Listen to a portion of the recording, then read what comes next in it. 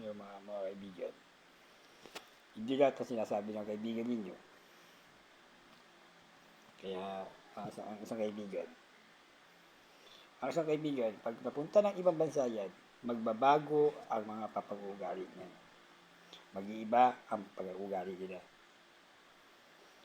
Ito, sana ma-share ninyo to para sana mapanood pa ito sa Facebook ko, saka sa YouTube. Sana ito magbibigay ng aral sa inyo. Pag meron kayong kaibigan na galing abroad, dito ang pang-ugali niyan. Nag-uusap kayo, di ba?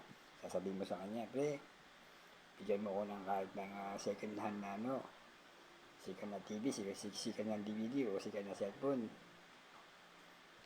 Kala mo, guys, sanat kaya hindi mo alam na nasa isip niyan. Galit sa'yo yan. Galit sa'yo yan, masama ang loob sa'yo niyan. Pag talikod mo, sasabihin sa'yo yan, mapupunta at maaasal yan. Sasabihin sa'yo yan, ang kapal ng pagbubuka mo.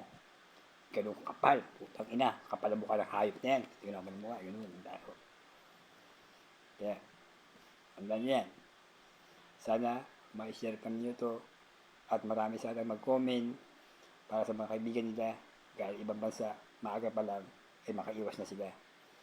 Kung ang lagay mo isang walang-wala ka sila meron. Ganyan naman, babalik na naman, alam niya, sumamalog ko, sabihin, nalangan mo na lahat. Ganyan mo yan. Pare, ano ba gusto mo? Pag manag-abroad ako, tanggihan mo na.